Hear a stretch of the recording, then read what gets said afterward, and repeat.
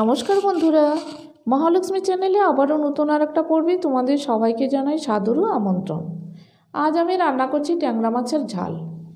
এর জন্য সবার আগে প্রায় 300 গ্রাম ট্যাংরা মাছ ভালো করে ধুয়ে হাফ চামচ লবণ ও হাফ চামচ হলুদ গুঁড়ো দিয়ে মেখে রেখেছিলাম। একটা বাটিতে 1 চামচ সরষের গুঁড়া, 1 চিমটি লবণ ও অল্প পরিমাণ জল দিয়ে ভিজিয়ে রেখেছিলাম। একটা জারে নিয়ে নিচ্ছি 1 মুঠো পাকা লঙ্কা, 4 কোয়া ছোট ছোট রসুন, তোমরা চাইলে রসুনটা স্কিপ করতে পারো। আর দিয়ে দিচ্ছি একটা বড় সাইজের পেঁয়াজ কুচি, দিয়ে একটা মিক্সিতে পেস্ট করে নিলাম। গ্যাসে প্যানটা বসিয়ে সর্ষের তেল দিয়ে দিলাম।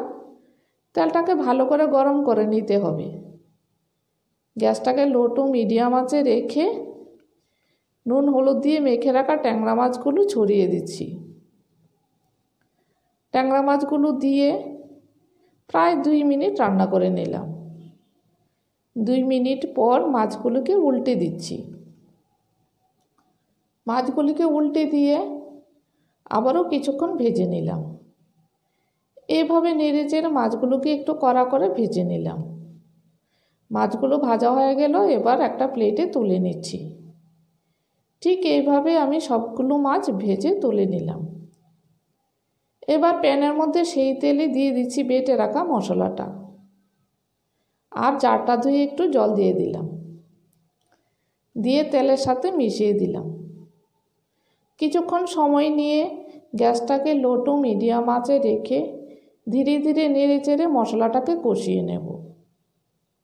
কিছুক্ষণ পর দিয়ে দিচ্ছি হাফ চামচ হলুদ গুঁড়ো ও ভিজিয়ে রাখা সরষের গুঁড়াটা, দিয়ে মশলার সাথে মিশিয়ে দিচ্ছি। মশলার সাথে মিশিয়ে মশলাটাকে আমি কষিয়ে নেব। তেলটা যেহেতু কম, ধীরে ধীরে আমি মশলাটাকে কষাবো। এখন দিয়ে দিচ্ছি হাফ চামচ জল। জলটা আমি গরম জল ব্যবহার করেছি। গরম জলটা দিয়ে মশলার সাথে কষিয়ে নিচ্ছি। মশলাটা কষানো হয়ে গেল।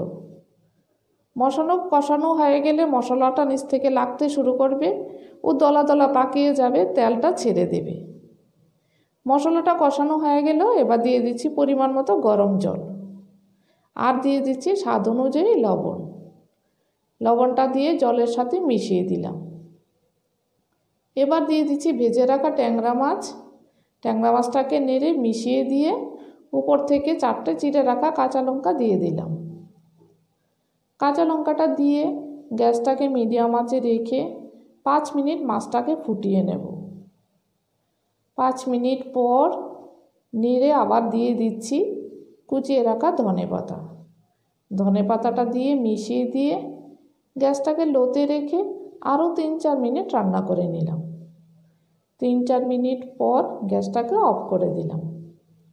অফ করে দিয়ে কিছুক্ষণ গ্যাসের উপরে মাছটাকে রেখে একটা প্লেটের মধ্যে নামিয়ে নিচ্ছি। সবগুলো মাছ নামিয়ে নিলাম, নিয়ে উপর থেকে ধনেপাতা সাজিয়ে দিয়ে সার্ভ করে দিলাম। রেসিপিটা যদি তোমাদের ভালো লাগে তাহলে অবশ্যই আমার চ্যানেলটাকে লাইক, শেয়ার ও সাবস্ক্রাইব করার জন্য অনুরোধ করছি।